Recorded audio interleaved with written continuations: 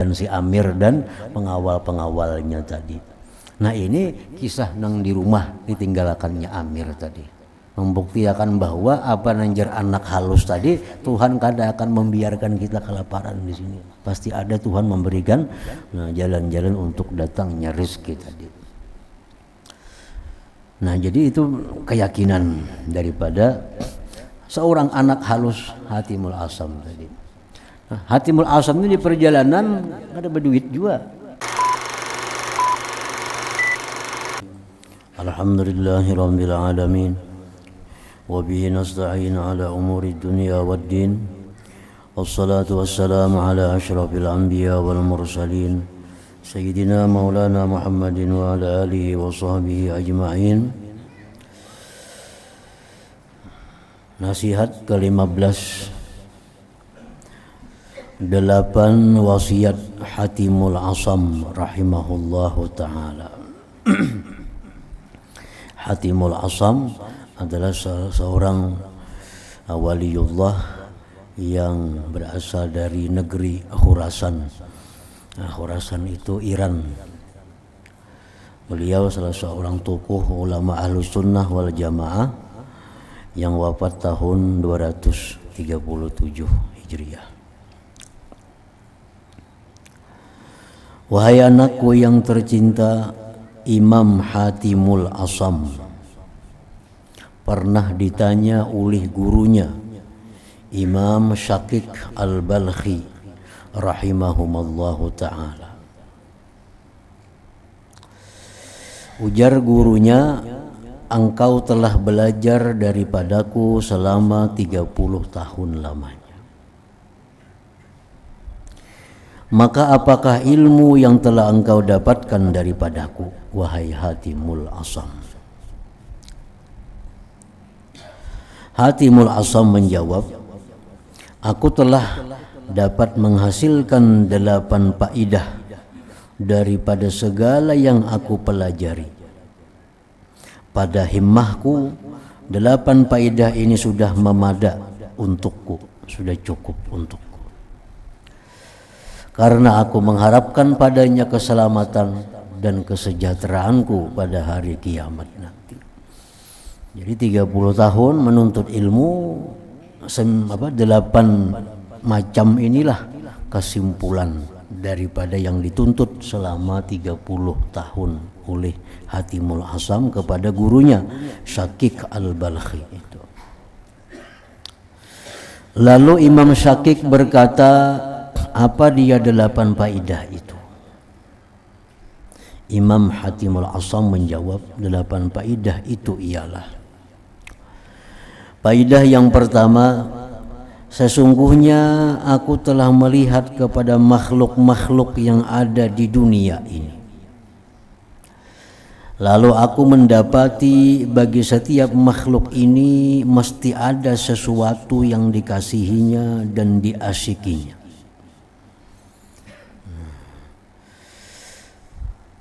Aku melihat makhluk Allah, lalu setiap makhluk itu ada mempunyai sesuatu yang dikasihi, ada sesuatu yang dicintai.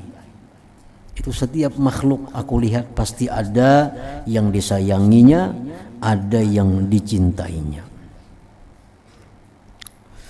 Dan aku melihat pula bahwa ada sebagian daripada sesuatu yang dikasihi itu hanya menemani kekasihnya sehingga sampai ia sakit saja. Kekasih yang kita kasihi ternyata dia mau menemani kita hanya sampai kita sakit. Nah begitu kita sakit, ia sudah kada mau lagi mengawani kita. Nah ini contohnya adalah kedudukan atau pangkat atau jabatan. Nah bila kita sudah sakit, kita kada kau apa-apa lagi, diganti orang kita. Nah, kalau kau berfungsi lagi, jabatan apakah itu? Kalau kita sudah kada kau apa-apa lagi, sakit, maka otomatis orang perlu kita kadakawa melayani, nah diganti orang. Nah, padahal jabatan ini sangat kita cintai, sangat kita sayangi, ternyata inya hanya bisa menemani kita sampai kita sakit. Begitu sakit, jabatan diambil orang. Dan ada pula yang senantiasa menemaninya sehingga ke dalam kubur. Ada pula kekasih yang menemani sampai ke dalam kubur. Manakala yang lain akan terus balik dan tidak mau untuk bersama-sama dengan kekasihnya di dalam kubur, ia akan membiarkan kekasihnya tinggal seorang diri di dalam kubur. Lalu aku terus berpikir dan akhirnya aku membuat kesimpulan bahwa sebaik-baik kekasih itu ialah kekasih yang setia, yang mengiringi kekasihnya ke dalam kubur dan menjadi penghibur dan teman yang setia. Dan tidak ada kekasih yang bersedia untuk berbuat demikian selain daripada amalan saleh. Selain daripada amal saleh. Jadi harta yang kita cintai, yang kita sayangi, kadakawa masuk ke dalam kubur. Yang kita pakai gini diambil orang.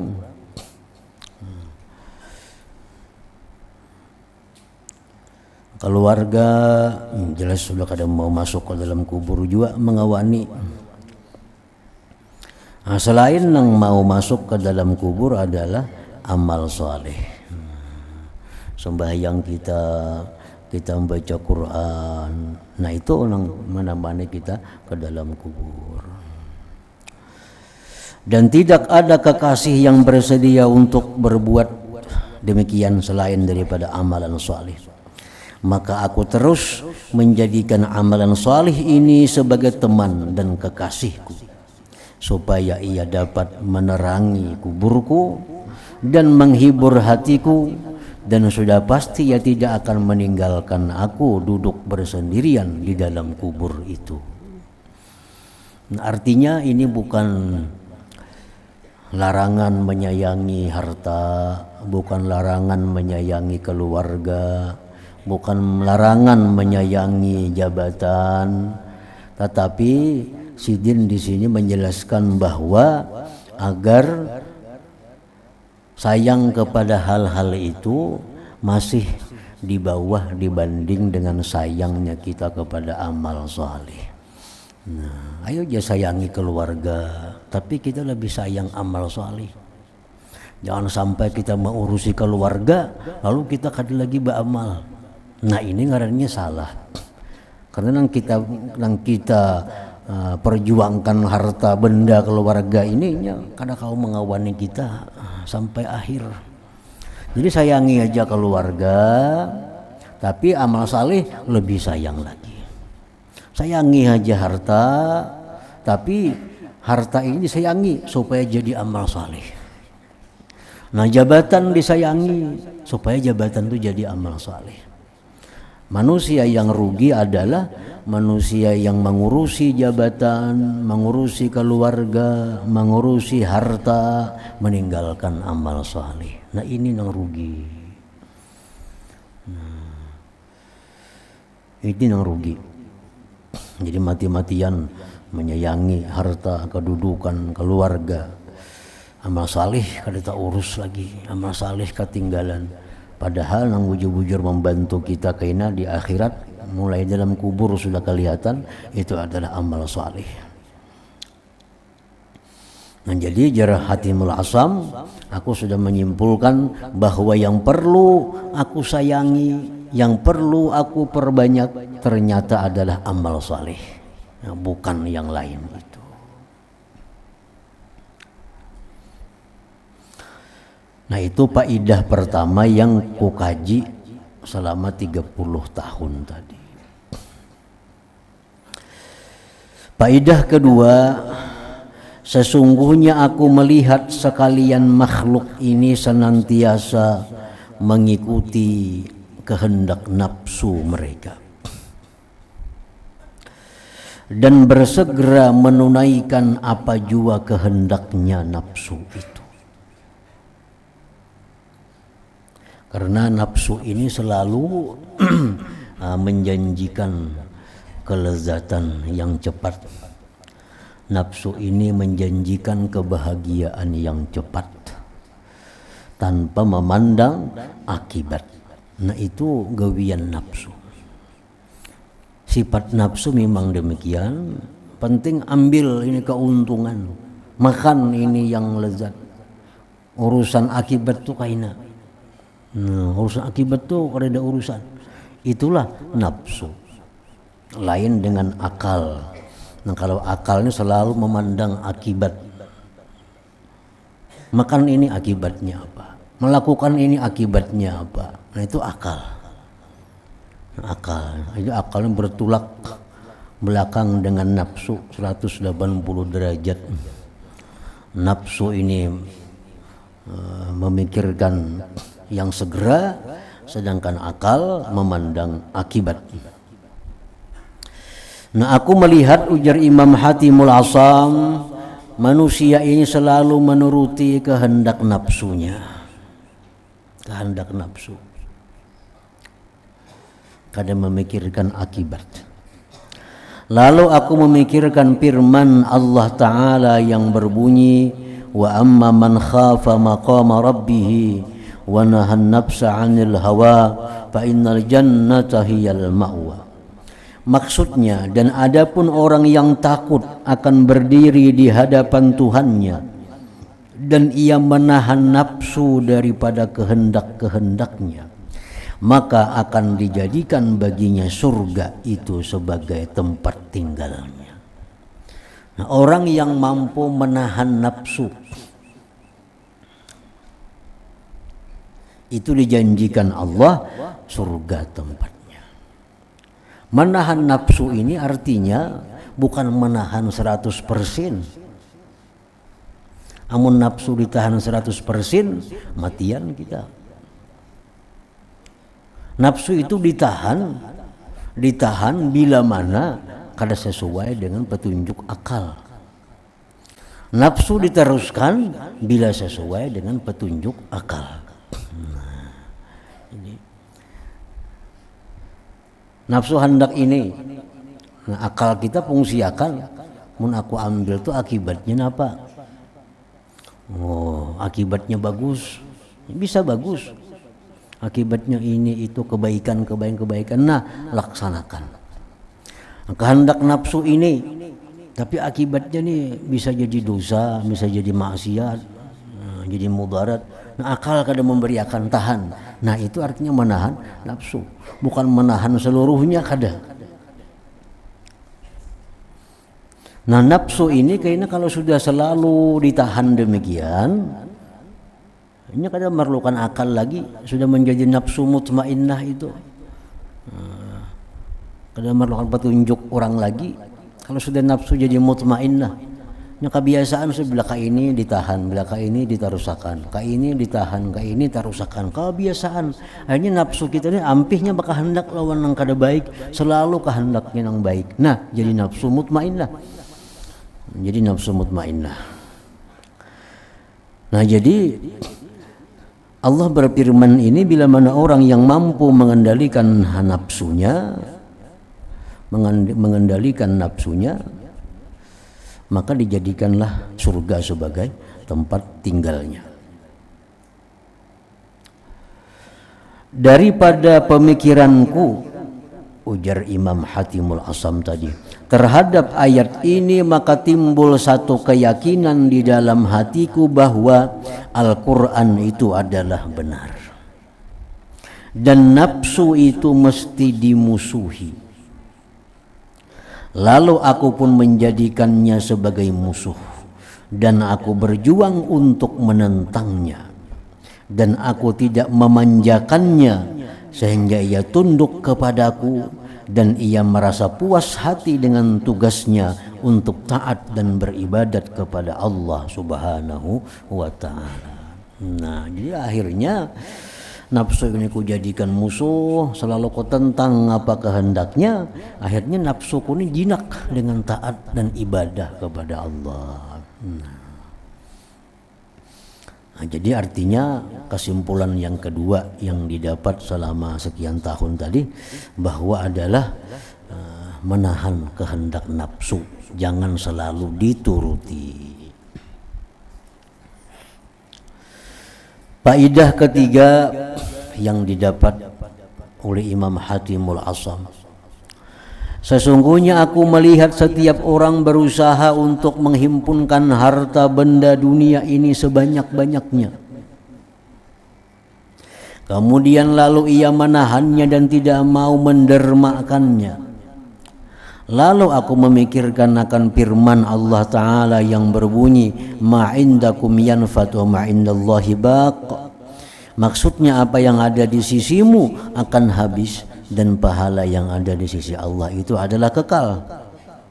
Lalu aku pun terus suka mengorbankan apa jua yang aku dapatkan daripada harta benda dunia, dan aku suka membahagikannya di kalangan fakir dan miskin supaya harta benda itu menjadi pahala yang tersimpan di sisi Allah Subhanahu wa taala.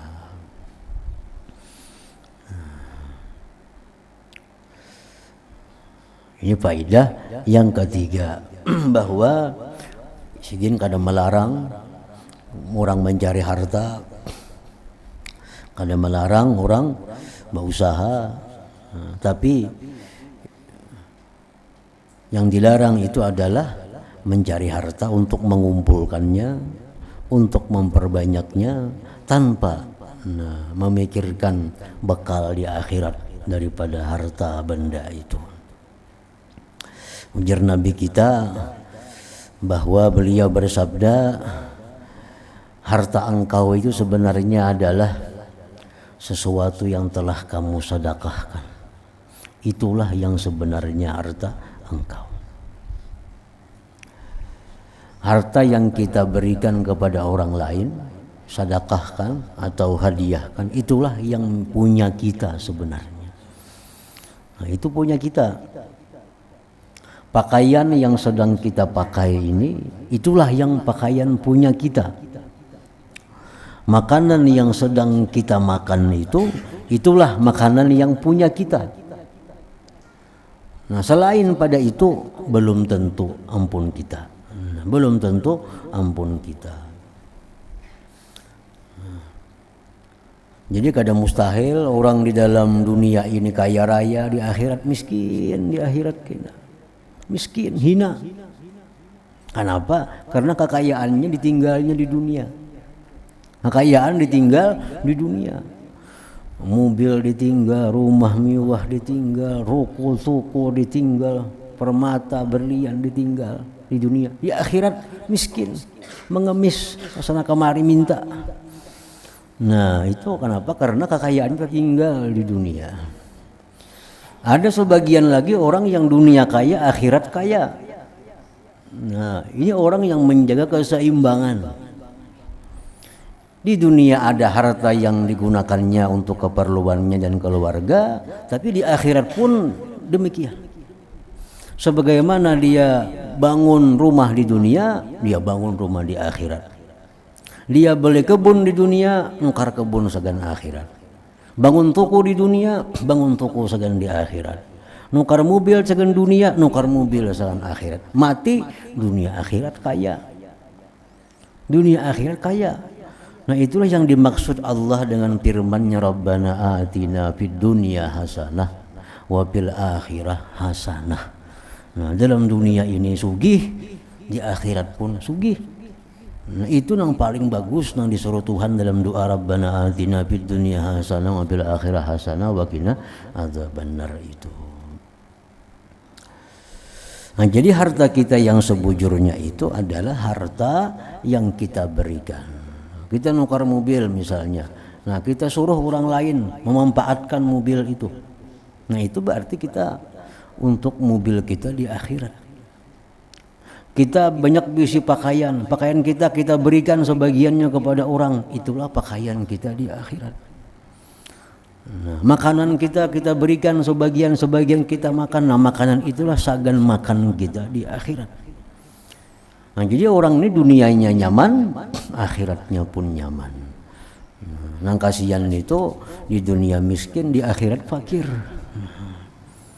Nah, dalam dunia sudah kada sing duitan, gawian pulang kada sembahyang, beramal salih kada, bedum becatur di gardu, duit kada sing duitan. Nah, di akhirat miskin lagi. Ini paling jahat manusia, paling rendah manusia kedudukannya. Jadi setelah aku berpikir bahwa yang di sisi Allah itulah yang abadi, maka aku, ujar Imam Hatimul Asam, memberikan sebagian hartaku untuk orang-orang yang memerlukan, sagan bekal aku di akhirat. Faedah yang keempat, sesungguhnya aku melihat sebagian daripada makhluk ini ada yang menyangka bahwa kemuliaan dan keagungan itu adalah terletak pada banyaknya kaum dan pengikut. Lalu ia tertipu dengan cara berpikirnya ini. Dan ada pula sebagian daripada mereka yang menyangka bahwa kemuliaan dan keagungan itu terletak pada banyaknya harta benda dan anak buah. Lalu ia merasa sombong dengan yang demikian itu. Bahkan ada pula yang menyangka bahwa kemuliaan dan keagungan itu dari kemampuan merampas hak orang lain dan menzalimi mereka serta menumpahkan darah mereka. Dan ada juga yang menyangka bahwa kemuliaan dan keagungan itu dari sebab banyak membuang-buang harta dan melakukan perbuatan mubazir dan keterlaluan dalam berbelanja. Lalu aku memikirkan firman Allah Ta'ala yang berbunyi, Inna akramakum indallahi atqakum. Maksudnya sesungguhnya orang yang paling mulia di sisi Allah Ta'ala itu ialah orang yang paling tinggi ketakwaannya. Maka aku pun memilih jalan takwa untuk mendapatkan kemuliaan. Dan aku yakin dengan sepenuh hati bahwa apa yang disebutkan di dalam Al-Quran itu benar. Dan sangkaan-sangkaan mereka yang saya sebutkan tadi semua adalah batil dan palsu belaka. Orang yang menganggap bila aku sugih aku dimuliakan orang, bila aku berpangkat aku dimuliakan orang, bila aku jagau aku dimuliakan orang. Nah, itu adalah sangkaan-sangkaan yang palsu. Sangkaan yang palsu. Yang benar itu adalah bila mana takwa. Nah, bila mana takwa itu manusia akan menjadi mulia. Karena Allah sudah menyatakan demikian dalam Al-Quran, Inna akramakum indallahi atqakum. Maka aku pilihlah jalan takwa untuk menjadikan diriku ini orang yang mulia.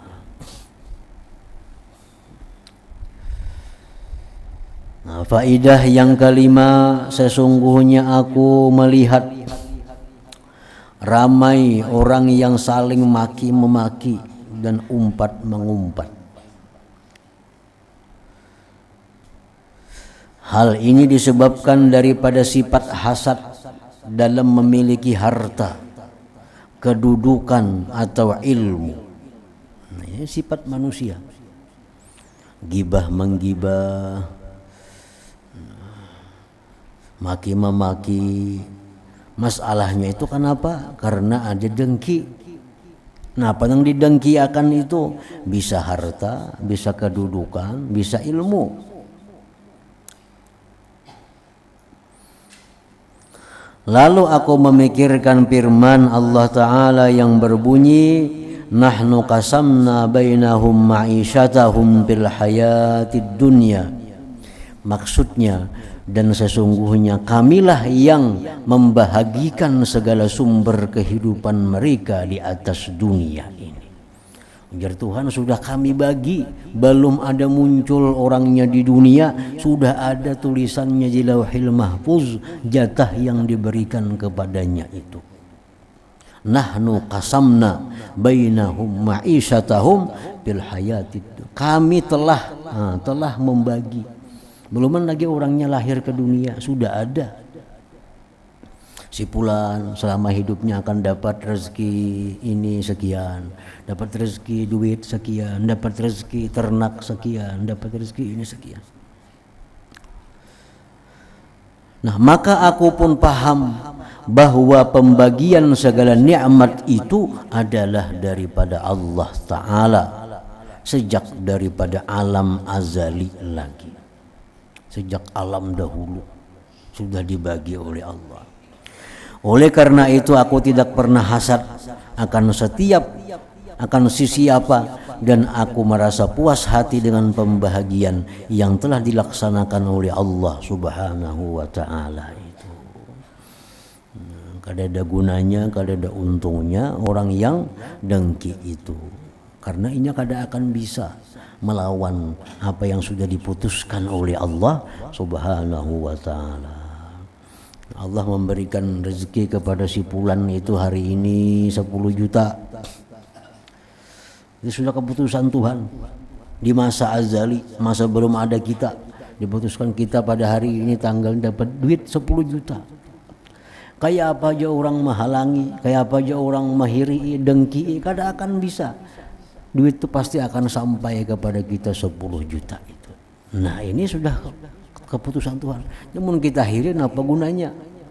Mengurangi rezeki orang enggak ada. Kada mengurangi rezeki orang. Bahkan orang bertambah dapat pahala mun kita hiriin itu. Mana dapat duit dapat pahala pulang inya.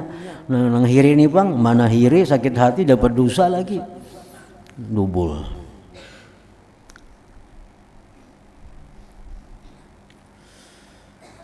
Nah, jadi oleh karena itu Jasidin, aku paham bahwa segala nikmat itu adalah daripada Allah Ta'ala sejak daripada alam azali lagi.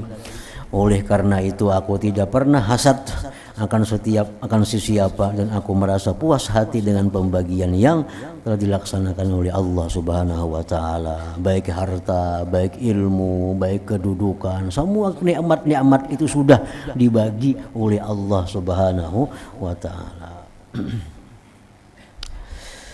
Faedah yang keenam, sesungguhnya aku melihat manusia ini satu sama lain saling bermusuh-musuhan karena ada suatu tujuan atau suatu sebab.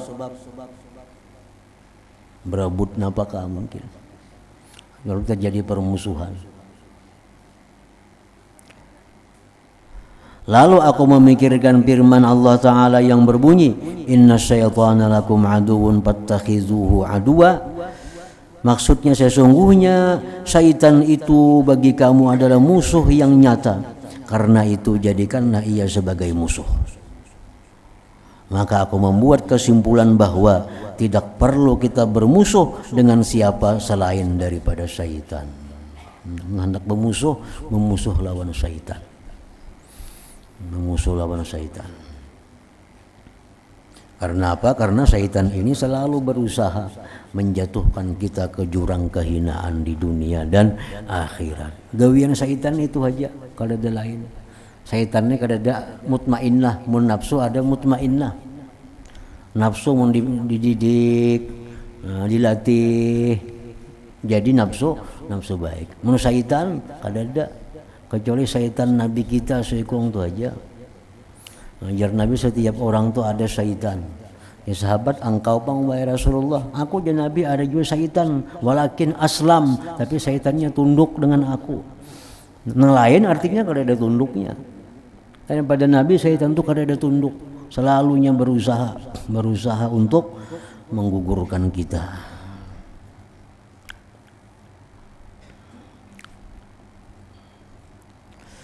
Maka aku pun membuat kesimpulan bahwa tidak perlu kita bermusuh dengan siapa selain daripada syaitan. Faedah yang ketujuh yang ku ambil dari guru ujar Hatimul Asam, sesungguhnya aku melihat setiap orang bersungguh-sungguh dan berusaha dengan sepenuh tenaga untuk mencari makan dan sumber kehidupan. Dan terkadang ia terpaksa mengambil yang syubhat. dan yang haram. Ia terpaksa menjual harga dirinya dan air mukanya. Lalu aku memikirkan firman Allah Ta'ala yang berbunyi, wa ma min dabbatin fil ardi illa 'ala Allah rizquha. Maksudnya, dan tidak ada daripada sesuatu yang melata di atas muka bumi ini kecuali rezekinya telah dijamin oleh Allah Ta'ala. Maka aku pun mengetahui bahwasanya rezekiku di tangan Allah dan telah dijamin oleh Allah Ta'ala. Lalu aku hanya sibuk mengerjakan ibadah kepadanya dan aku putuskan segala harapanku dengan selain daripada Allah Subhanahu wa Ta'ala. Nah, hartanya jaminan Allah. Nah, dikisahkan dalam sebuah kisah, Hatimul Asam ini orangnya kada kaya, bahkan tergolong miskin. Nah, satu hari beliau ini hendak naik haji, anak banyak, kakawanan sidin bawa naik haji. Di sini kayaknya aku bepadah lawan anak biniku.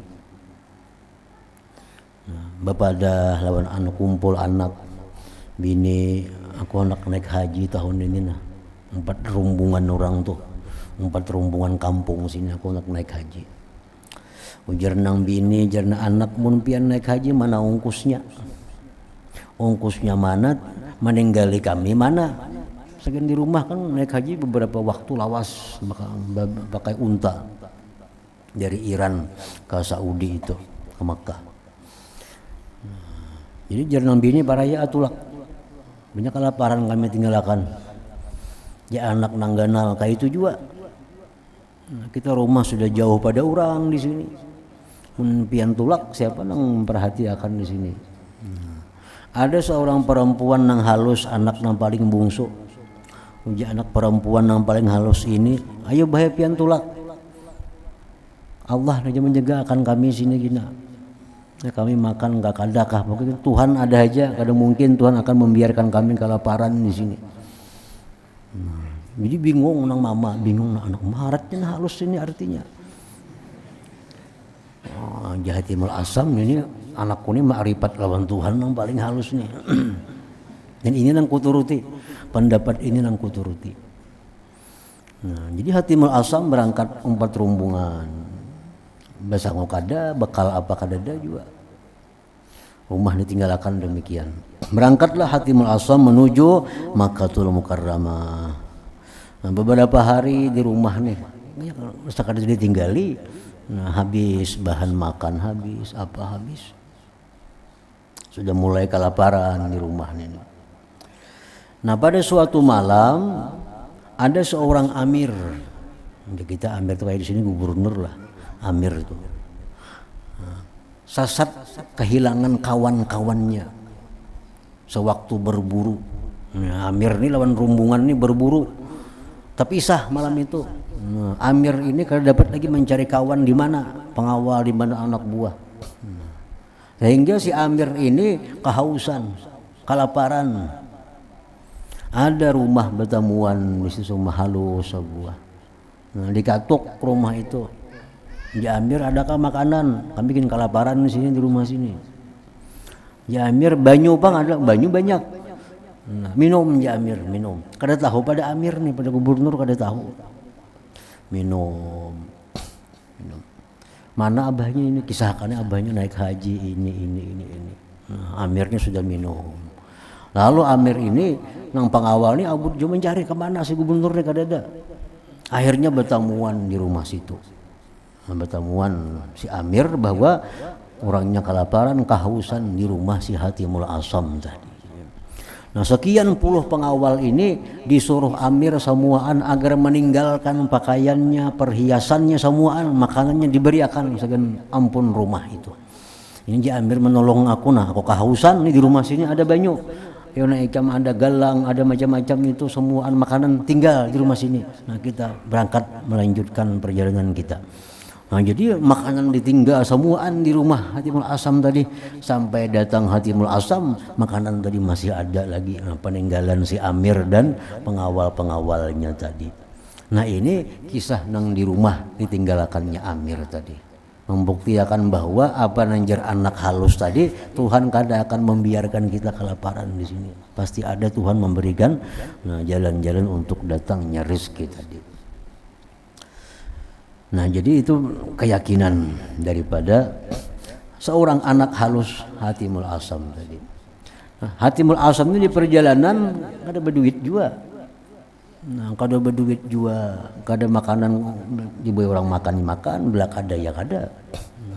Ada orang sugih di rumbungan itu garing. Sudah diobati macam-macam, kada muju ampe. Ya orang sugih itu ada kada sih orang saleh nang bisa mendoakan lawan Tuhan supaya aku ni sigar. Julang ada tuh Hatimul Asam di belakang sana. Kiau Hatimul Asam. Kiau Hatimul Asam. Berdoa lawan Tuhan supaya sigar orang sugih ini kawan naik haji. Sigar nang sugih. Nah, berapa dinar diberi Hatimul Asam duit oleh si orang sugih tadi. Sampai kawa ke Madinah, kawa boleh karo menukar ule-ule labihan duit itu lagi. Jadi itu membuktikan keyakinan si jin bahwa wa ma min dabbatin fil ardi illa 'ala Allah rizquha. Faedah yang ke-8 yang terakhir yang kuambil daripada guru selama 30 tahun menuntut ilmu, sesungguhnya aku melihat setiap orang ada memiliki sesuatu yang menjadi pegangannya. Sebagian mereka menjadikan dinar dan dirham sebagai pegangan, dan yang lain pula menjadikan harta dan kerajaan sebagai pegangan, dan ada pula yang menjadikan kemahiran atau pekerjaan sebagai pegangan hidup maksudnya. Bahkan ada orang yang menjadikan hamba Allah sebagai pegangannya. Lalu aku memikirkan firman Allah Ta'ala yang berbunyi, wa may yatawakkal 'ala Allah wa huwa hasbuh innallaha balighu amrih qad ja'alallahu likulli syai'in qadra. Maksudnya, dan siapa yang bertawakal kepada Allah, maka Allah pasti akan mencukupkannya. Sesungguhnya Allah Ta'ala itu mempersampaikan segala urusannya, dan sesungguhnya Allah Ta'ala telah menjadikan bagi setiap sesuatu itu kadar yang telah ditentukannya. Maka aku pun terus bertawakal kepada Allah, maka Allah mencukupkan akan daku, dan Allah itu ialah sebaik-baik tempat berserah diri. Nah, jadi itulah 8 ilmu yang ulun ambil wahai guru selama mengaji lawan pian 30 tahun itu.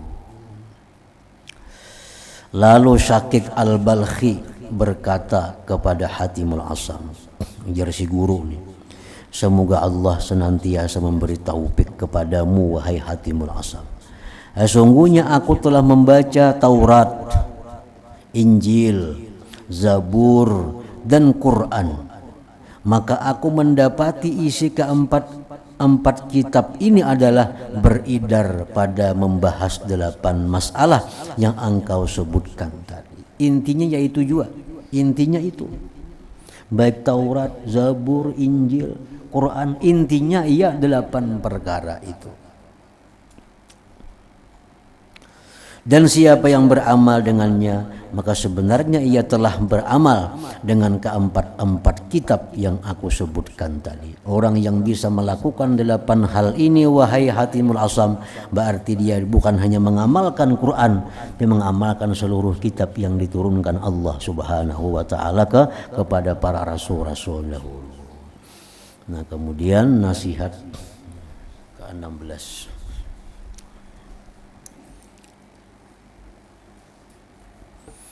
Nah, selanjutnya kita sambung kena insyaallah sesudah Idul Fitri. Jadi ini terakhir dahulu. Kayaknya habis hari raya insyaallah kita sambung.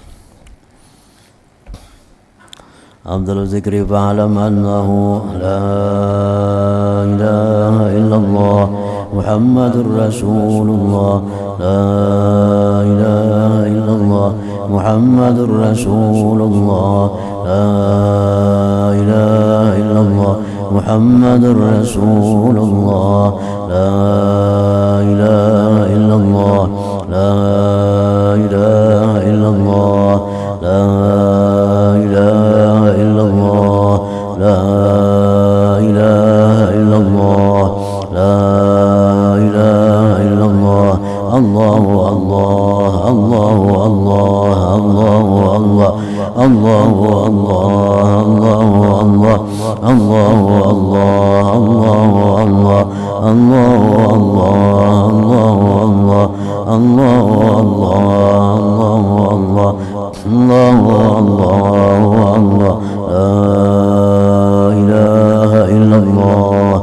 محمد رسول الله لا إله إلا الله محمد رسول الله لا إله إلا الله محمد رسول الله لا إله إلا الله